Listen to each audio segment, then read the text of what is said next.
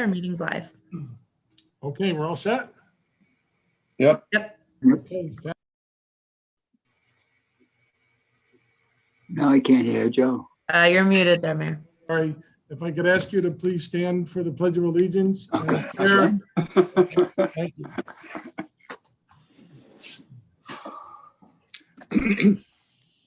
And I'm going to ask Mr. Pinter to lead us in the Pledge of Allegiance this evening. I pledge allegiance. Pledge allegiance to the flag of the United States of America, And to the republic for which it stands, one nation, under God, indivisible, with liberty, justice for all. Okay. Mr. DiGiulio, you or Mr. Palma for the prayer tonight? Oh, prayer. Okay. It's me, sir.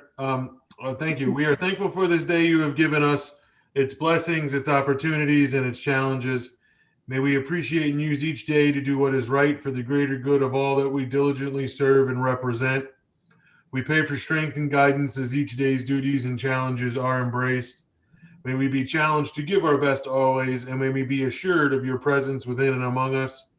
We pray for your continued strength and support during these uncertain and trying times across our city, state, country, and globe. May all those impacted find resolve and look forward to better times ahead. May those no longer with us rest in peace. We also ask that you bless our beloved and dedicated men and women serving in our armed forces throughout the world for their safe returns and selfless service for which we are forever indebted. Amen. Amen. Thank you, Mr. DiGiulio.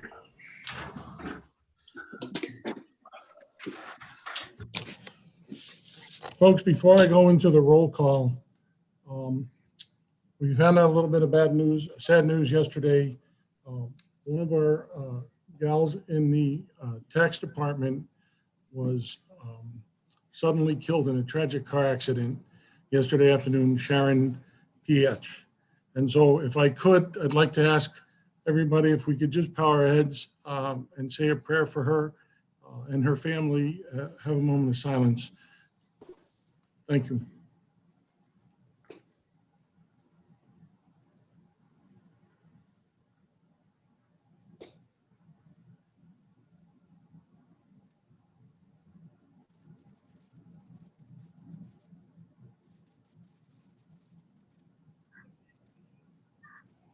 Thank you very much. I'm going to call the roll. Councilman Alves, Present. Councilman Buzade,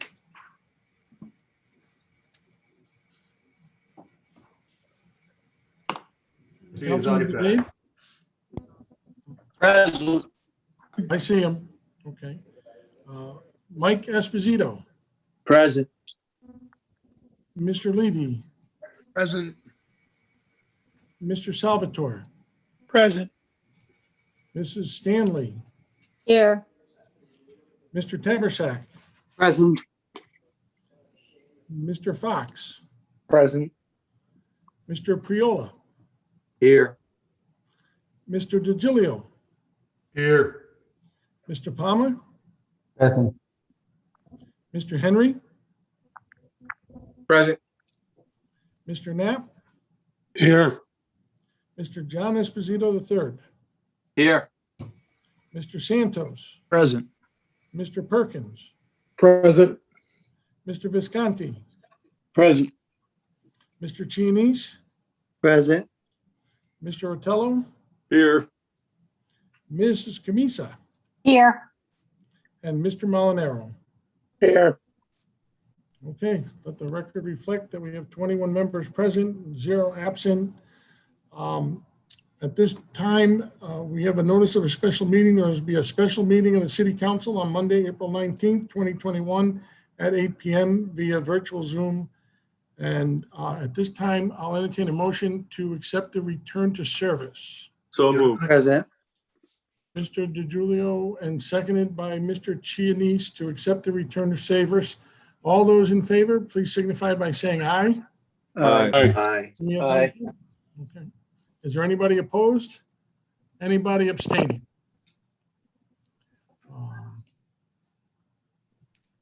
Okay, so item under public comment, we have no written public comment. And so we'll move right to the agenda to item number 1. Taylor, would you read item number 1, please?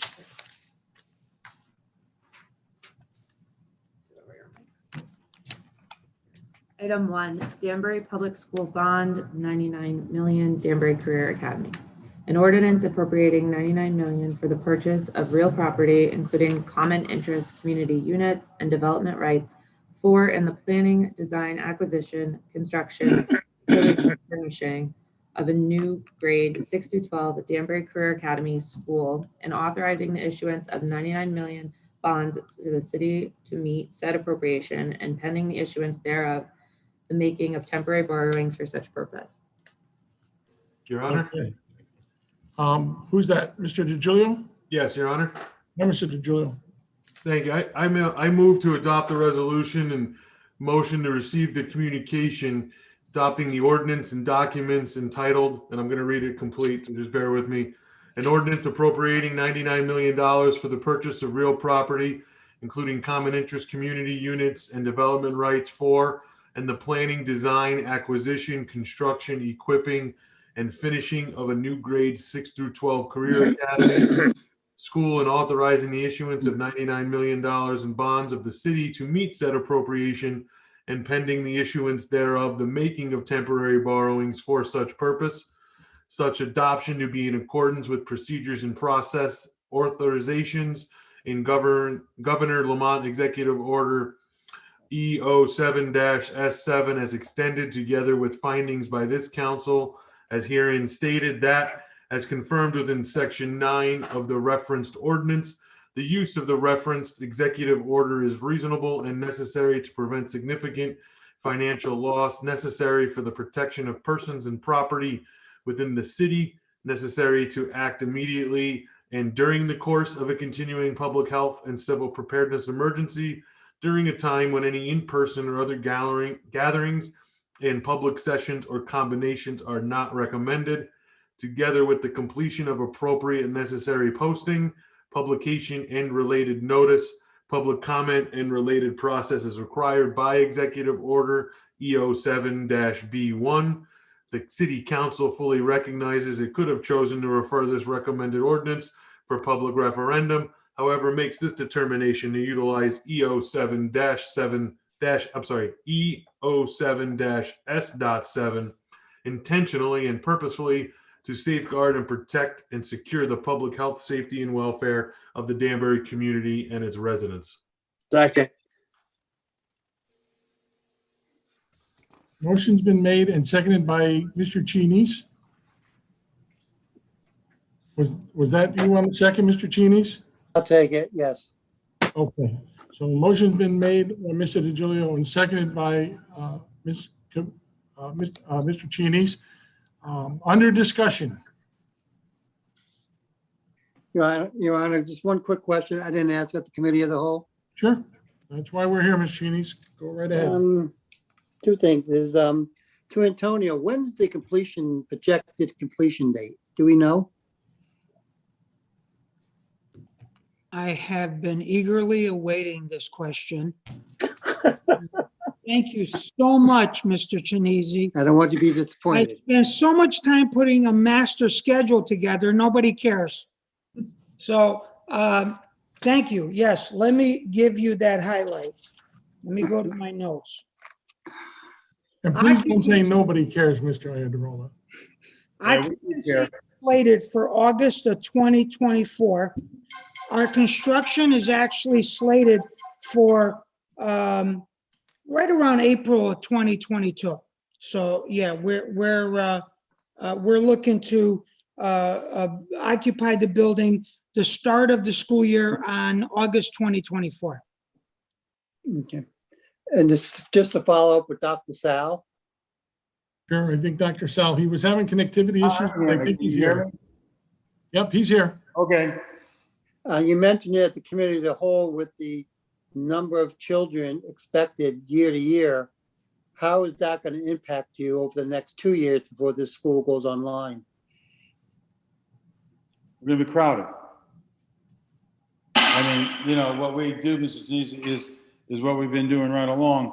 I mean, I hope to God though it doesn't accelerate to the point where we're looking at a double session, but certainly the class sizes will get bigger. And we hire more staff, which we need to do anyway. We just have to share more classrooms in terms of usage and things of that nature, you know, utilization. So that's what we're going to do. As Antonio said, we just accelerated much greater than we had anticipated. So just take it 1 year at a time. We would have to add staff and then share classrooms and find empty spaces and utilize them. Thank you. You all set, Mr. Cheney? All set, thanks. Okay, thanks, Dr. Sell. Thanks, Mr. Cheney. Any other questions? Mr. Mayor, if I could. Yeah, Mr. Santos, you have the floor, sir. Thank you, Mr. Mayor. It's not actually a question. I just wanted to make a comment. First of all, I'm going to vote in favor of this bond being passed by the council. In our previous conversation, I told you that I would have preferred this going to the public as stated in our charter. And I think that we could have pulled that off. I do understand the health concerns, but if we look at the fact that we voted in a presidential election with many more people than would have come out for a referendum like this, we could have pulled it off, especially since the governor today released his potential plan for May 1st and May 19th of further relaxing other COVID guidelines out there. But I see the need for this Career Academy. It's something that we've needed for a long time. I'm glad that we're finally prioritizing portions of this. I would say almost a little too late, but better late than ever. I do share the concern that some have brought up during the committee of the whole about funding of this Career Academy in the future. And I hope that we take the time between now and 2024 to really set aside a plan for that. I'd prefer better answers on how we're going to fund that with students and teachers and psychologists, because we're going to have that need. And the fact of the matter is, these students are here already. They're not just showing up by 2024, although we're likely to get more students by then. They're already here, as Dr. Sal just said, in an overcrowded classroom. So, you know, it's my hope that we start now looking at these things as opposed to waiting last minute. And when it comes to the funding, you know, let's realize that, you know, for the last 10 plus years, we could have been doing a better job at funding our schools, and we might not have been in such a precarious situation. And I'm really concerned for the future when it comes to mill rate increase. Former Mayor Bounton was on the committee of the whole and mentioned that we're going to end up having to raise taxes in the future. You know, Councilman Salvatore brought up in a previous meeting how had we done it gradually, it would have had less of an impact to our constituents. And I'm really concerned for the future, given the enrollment, given the increasement in all facets of our budget areas, but including this, funding this Career Academy. Aside from that, I think that this is going to be a great benefit to our students, to our population here, and I hope that it'll go through tonight. Thank you, Mr. Mayor. Okay. Thank you, Mr. Santos. I'm going to pass the gavel to Mr. DiGiulio for just a moment. Just pass the gavel to him. Thank you, Mr. DiGiulio. And Mr. Santos, to your comments, I can appreciate how you feel about these issues, but I will tell you that, you know, through the years, we built a magnet school. We built the West Side Academy. We added on to Broadview. We added on to Park Avenue. We built the high school 9th grade academy. We are now working on, we had the Ellsworth Avenue school built, and now we're working on the Ellsworth Avenue annex, which you voted last year, and the SNAP bond to move that forward. So it's not like we've just been sitting on our hands. I just want to be clear about that. We haven't been sitting on our hands over these years. We've been building. The issue is that these numbers and the demographers, you know, are outpacing us and our best estimates of what we expect to have in the way of school students. And so I just don't want the public to perceive that we've done nothing over these years. And so I just want to be clear about that. And with that, I'll take the gavel back from Mr. DiGiulio and call on Mr. Levy. Yes, I'd like to respond to those comments as well. And I think, Mr. Mayor, you were absolutely correct when you spoke in terms of the demographers making giving us guidance, no matter what administration, going back to the Airquest administration, in which we were told it was going to be a bubble, nothing to worry about. We built a magnet school and everything would be just fine.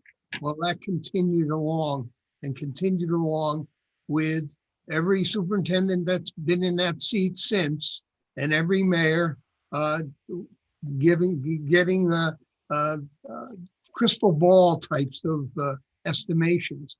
And as a matter of fact, the estimations that exist currently are really not founded in facts. They're their best guess. And that information was given to us at the 2020 educational meeting, that the best they can do is predict on the high side. So I think that you really can't say that the Board of Education has been underfunded. They have never received less than the prior year. They've always, over the last, as long as I can remember, they've always received increases. They may not have gotten what they requested, but then again, every department in the city of Danbury never gets exactly what they request. I don't know where the idea is that if you submit a budget, that automatically it's going to be funded just like that. That doesn't happen.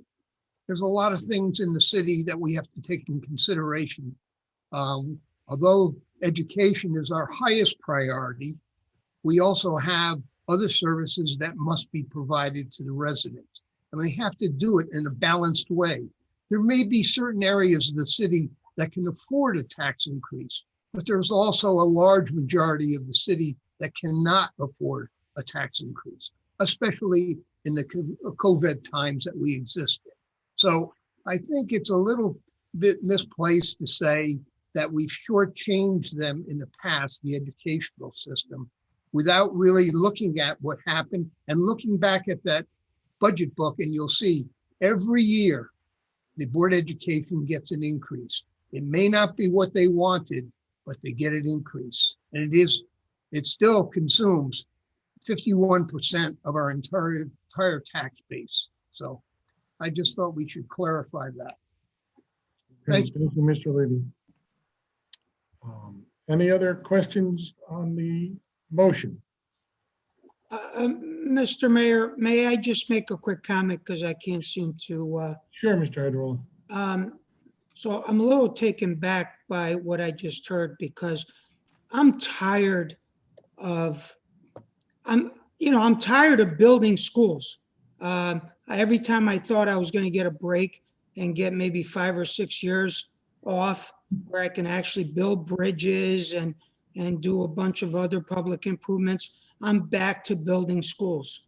So I don't know what Mr. Farley, what Mr. Santos is actually alluding to, but I would say, let's take a tour of what I've built in the last 3 years and how quickly it's been occupied. So I think it's very important that some of the new Common Council members recognize the amount of building renovations that we have been doing to our schools.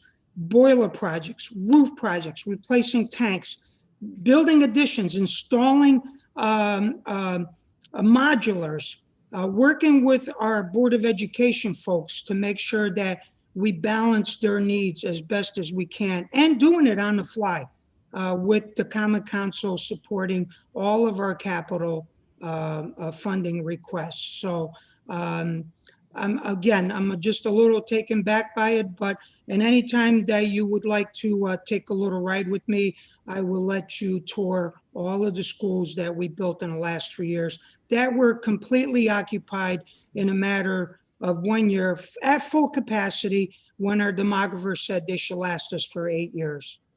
So I'm sorry. Mr. Mayor, if I could. Yeah, for the second time, Mr. Santos, yes. Thank you. And I appreciate the comments that were made. Mr. Hydrola, I appreciate you doing your job. And as a member of the Board of Education, I did mine, and I toured every single school that we have in the district. I appreciate the work that you and your department have done. Multiple times I've commended you for the great work that you have done. and continuing to build add-ons and you know, That's right. Come on, what did you say? the Band-Aid approach to things is what I was talking about. I'm glad we're now building a facility that's going to house 1,400 students as opposed to putting a couple of pods at Shelter Rock School and then needing to expand the space again the following year. What I specifically was talking to was not what you are building or what your department is building, sir. What I'm talking about is funding for the future for this school. We've got a beautiful academy that we're going to set up here, and it has great potential.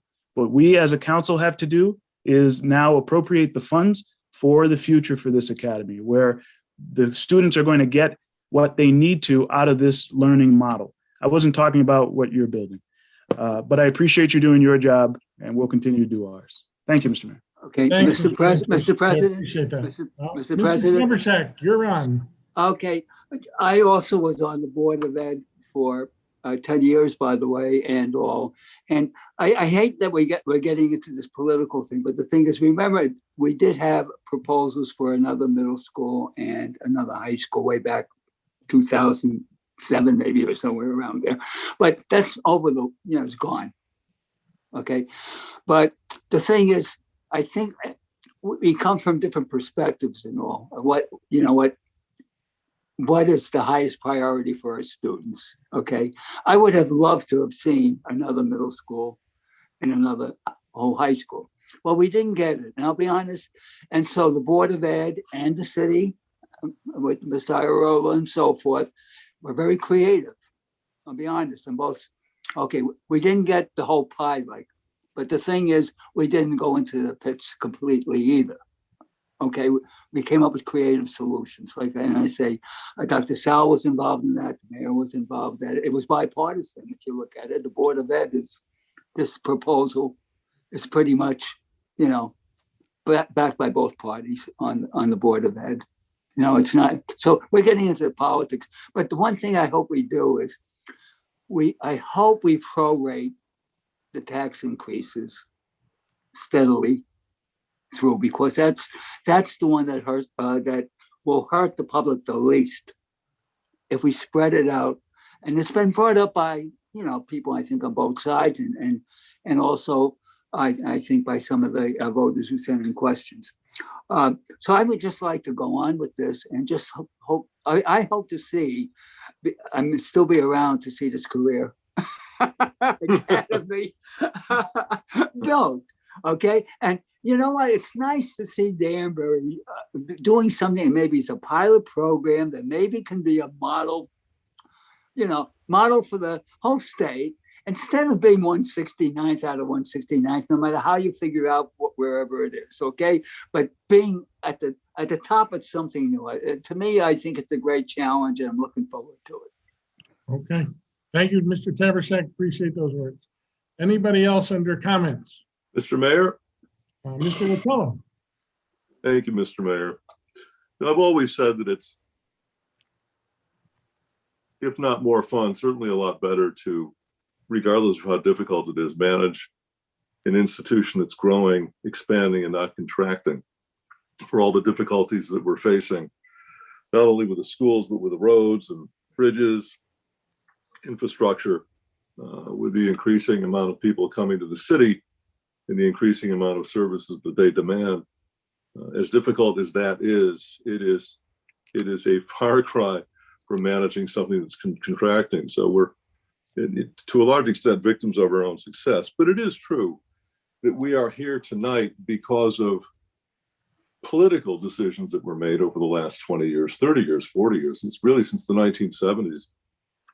And that's inarguable. I mean, options have been put forth for decades about how we should proceed. And we are here because of the options that we took. It had nothing to do with the construction phase, the point that turns those options into something physical. That's a separate entity entirely. And we're not even discussing that. But it is appropriate to discuss the political process that got us here tonight. I have constituents in Spruce Mountain, on Spruce Mountain, who tell me that their kids have bus rides that exceed an hour, as we did I can't even remember now, 5, 10, 15 years ago when we rebalanced the schools in Danbury. So they became less neighborhood schools and more regional schools. We were sending people from here to there on buses to balance out the amount of kids that could fit in these schools. This basically preceded the expansion of Park Avenue, Shelter Rock, Morris Street. But we've been doing that for a while. And there have been other options, which I'm not even going to get into for the sake of the discussion tonight. But it is true that decisions were made that led us here this evening, but we're now here. And the city continues to expand. I've told the story before, but in 2015, I was vacationing at a bed and breakfast, and I was in a common room and sitting next to a woman in her 40s, and we got to chat. We were having coffee, and she asked me where I was from, and I said, I'm from Danbury. She said, oh, you're from Danbury. We talk about Danbury all the time. I'm in Massachusetts now. I said, why? And she said, well, we were the consultants for Danbury. For the school system, we were hired to prognosticate how many kids you would be having in the next 5, 10, 15 years. I said, when was this? And she said, 2002. And I said, why are you still talking about that? And she said, because we completely screwed it up. I said, yeah, we know you completely screwed it up. Can we get our money back? No one has ever been able to predict with any accuracy the trajectory of the student body population in Danbury. It is as baffling as it is almost predictable in the sense that it keeps expanding. We just don't know how much it's going to expand and how long it's going to expand for, but it has expanded. And for all intents and purposes, it will continue to expand, and we have to do something, and here we are this evening. I would have preferred, as would have some other people here this evening, that we send this out to the voters. That decision was made. It's not going to happen. We have to make that decision tonight. I would prefer that we make it with some sense of unanimity. I think it's an important decision.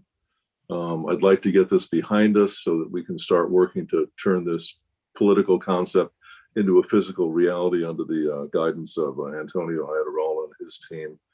I will be voting in favor of this. We can have discussions for another day about where we're going in the future, and those will be important decisions and how we're going to fund this.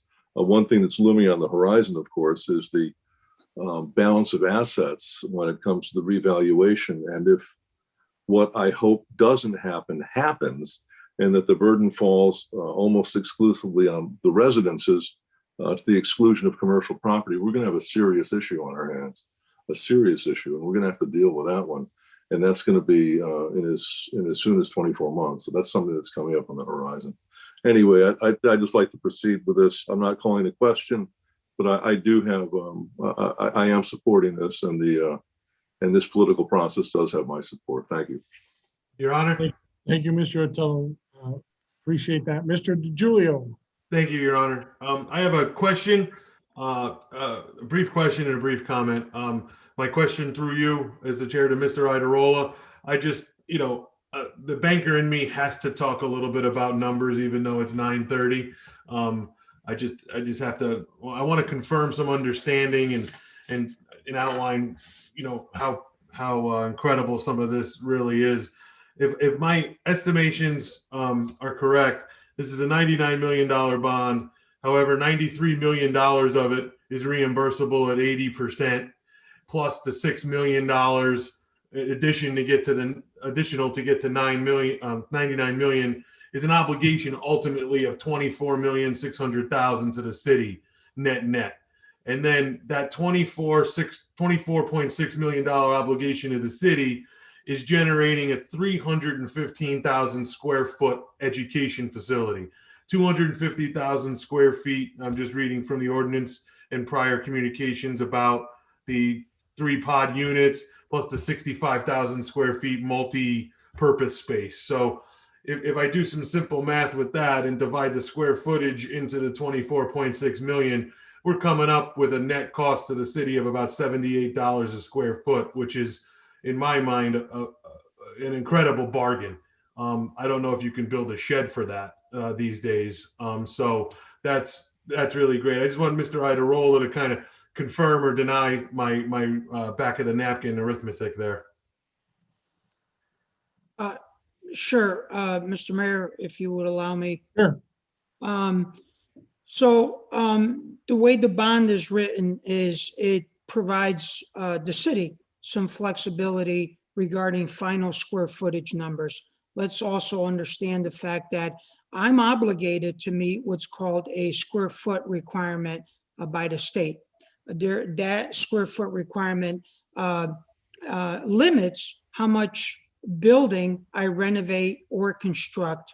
So what basically the state says is, based on the number of people or children that we occupy the building with, you're allowed a certain gross number of square footage. So we cannot exceed that, because if we exceed that, we ultimately will not be eligible for reimbursement. So why am I telling you this? Is we've written this bond to allow me some flexibility. I don't know exactly where my numbers are going to fit in.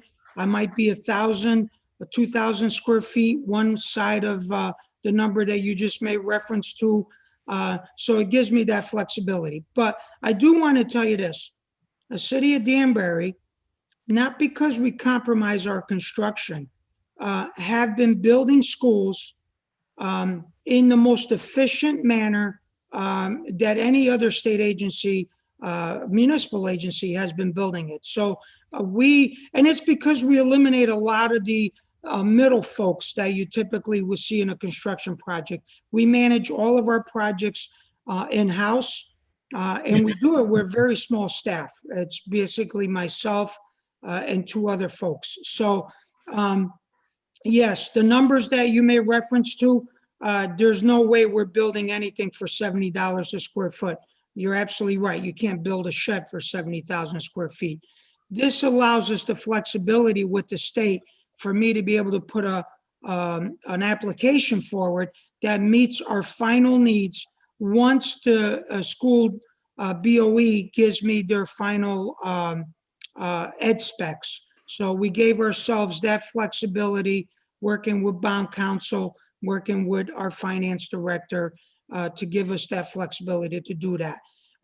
So typical construction prices in the last 5 years have averaged around $400 to $425 a square foot.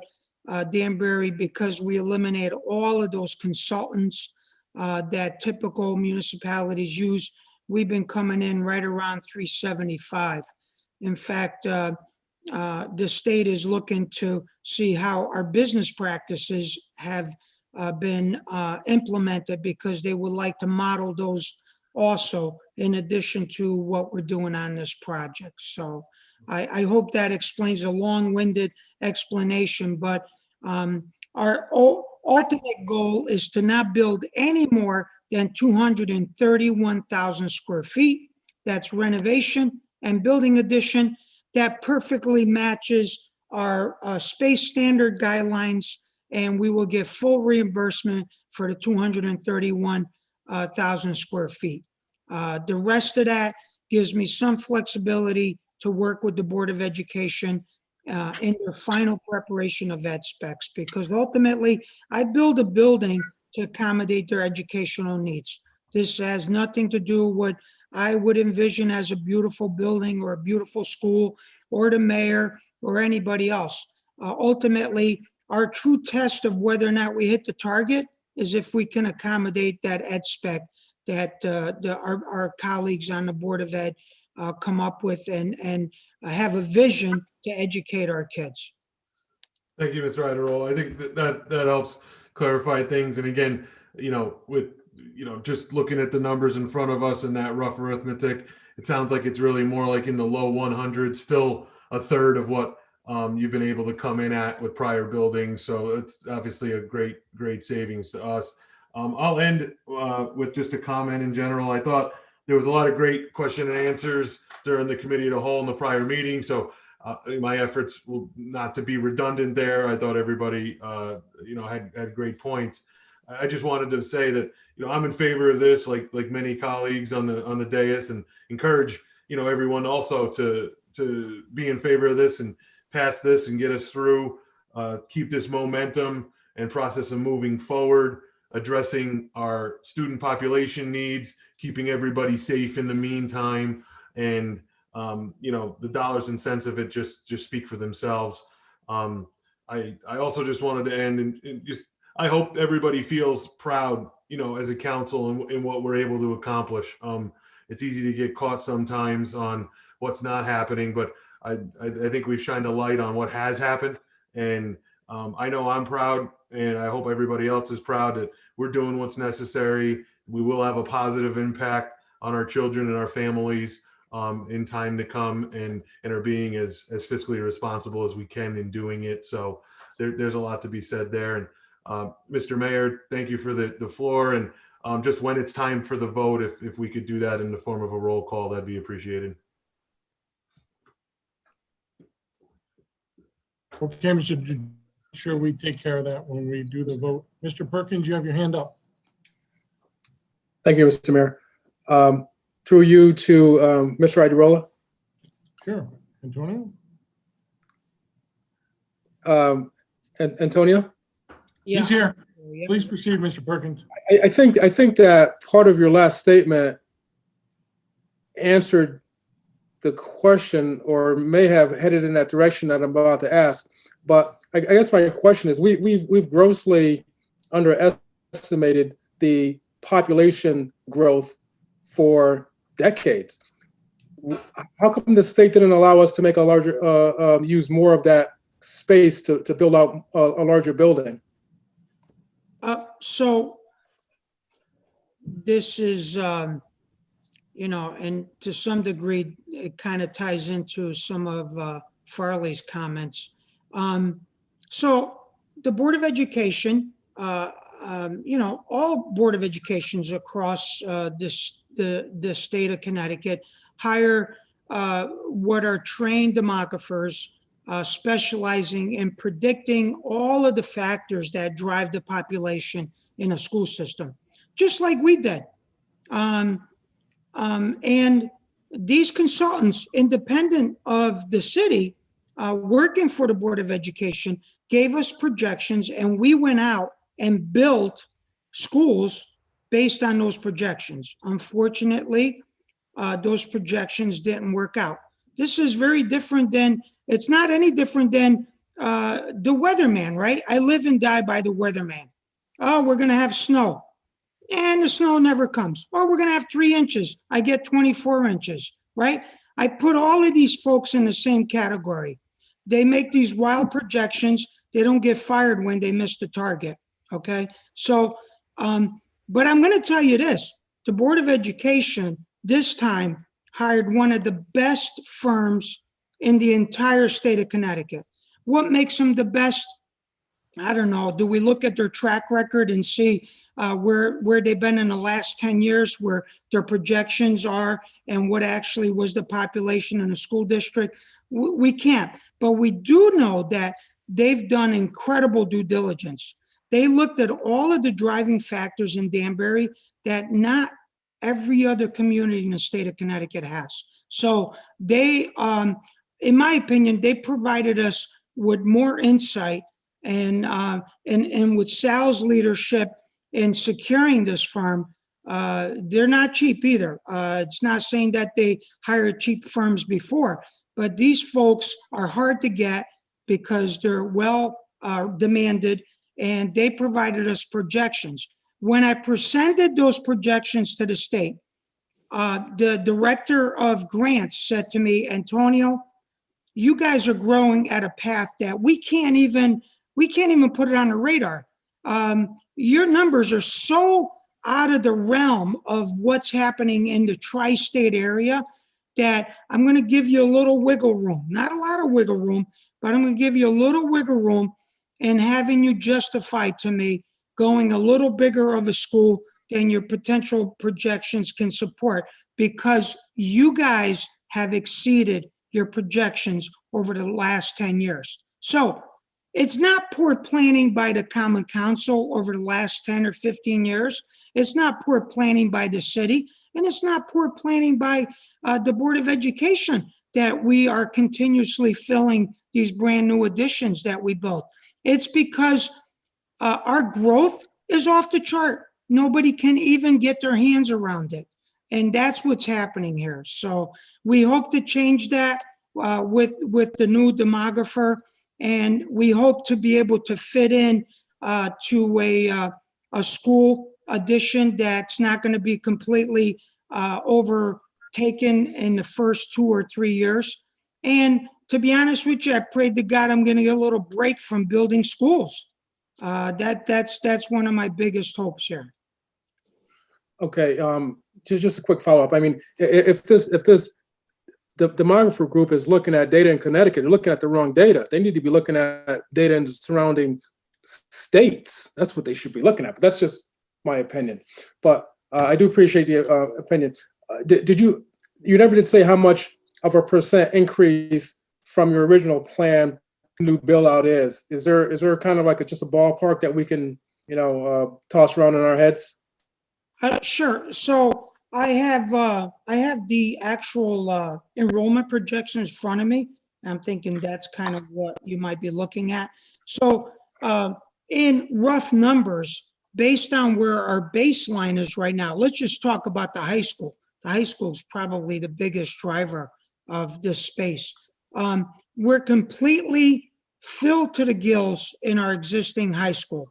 And we're right around 3,492 kids right now. In the very next year and the next year after that, we're going to be jumping up to 3,800. And in the next 5 years, we'll be well into over 4,000 kids. That's what's driving the space needs on the high school side. The middle school side, a little less of a driver, about 330 kids, but our existing middle schools are at complete capacity also. So they have the same urgency as the high school. But honestly, the high school numbers are staggering. There's no school district in the tri-state area that has a high school as big as we do. And I do want to mention to you, when I make the statement that we're growing faster than any community in the tri-state area, I am telling you, I have not seen any other community in the tri-state area that's driving numbers like we are. And that's the problem with the model. The demographers has a computer system, has a very intricate model, computer driven, and they put all the drivers in it. The model is not even representative of what's happening because we're growing so fast and we have so many drivers that no other community or any other model can actually represent. I think it's for that reason that the state has given me some latitude and has given me a little bit of room, wiggle room, to build a little bigger than potentially what our, the demographers' numbers are presenting. So it's a blessing in disguise, to be honest with you. But we're paying for it in the pain of all those years, as Mr. Farley has mentioned, all those years that we built schools. We thought we were going to be good for 10 years, and 2-3 years out, they were occupied and at capacity because of the demographers' work. So looking to try to get onto a different road, Mr. Perkins. Thank you, Mr. Thank you, Mr. Antonio. Mr. Perkins, you all set? Yes, thanks for all that work, Antonio. Thank you. Yeah. And your And while that discussion was going on, it sort of made me reflect a little bit on what Mr. Rotello had said earlier. It's a good problem to have because it makes me think about these towns that have built schools and now can't fill them. And now they're looking at possibly selling off properties because the demographers were wrong on the other end. And so now they're left with buildings, vacant buildings, empty buildings that they're trying to figure out what to do after they had the taxpayers pay for them. So it goes both ways. And, like Antonio said, it's like trying to predict the weather. It's not an exact science. And so I thank you for that. Anybody else with any comments?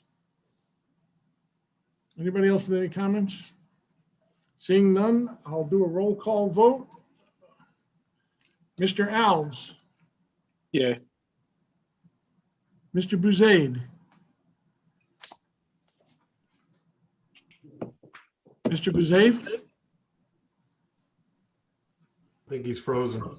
Okay. Yes. Okay, got it. Mr. Mike Esposito, Yes. Yes. Mr. Levy. Yes, got you, Mr. Bezat. Mr. Levy,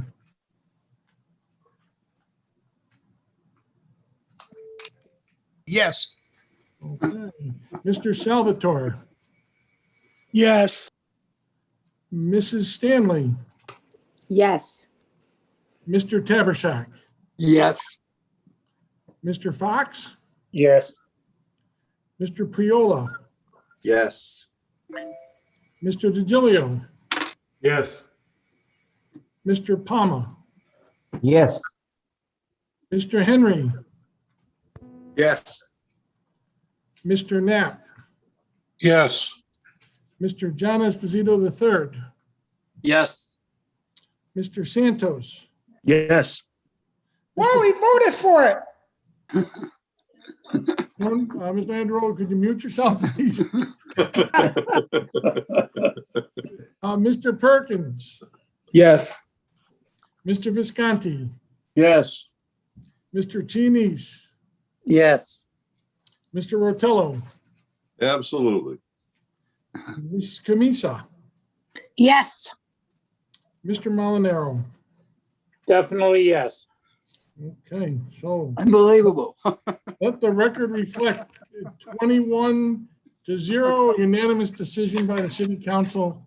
I applaud Mayor Cabo, each of you for your time and your effort in this. I'd like to just take a moment to, thank the steering committee on this, led by Danbury resident Mark Boughton, Antonio Iadarola, Dr. Sal, Courtney Laboris, Les, Sharon Calitro, Mr. Visconti as the council representative on that committee, as well as my staff in my office, Mark, Dean, Taylor, and Mr. Pinter. I think I said Mr. Pinter already. Great job, everybody. Nice job. Mayor Cabo, can I just thank the council for it's a win for our youngsters and for not only for the town, but for education as a whole, for the state as a model. I thank you very, very much for doing what you did tonight. I know it was difficult, and God, I'm so happy and so proud. Thanks again, everyone. Thanks, Dr. Sal. Appreciate that. And Thank you, Dr. Sal. just nice job, everybody. And at this time, I'll extend all committees and I'll entertain a motion to adjourn. So moved. Motion made. I'm going to bed. I'm in bed. Motion's been made. I didn't notice who made the motion. Ms. Camisa, I think you have your hands up, so I'll take you as the motion and I'll take Mr. Perkins as the second. All those in favor of adjournment, please signify by saying aye. Aye. Anybody opposed? Anybody abstaining?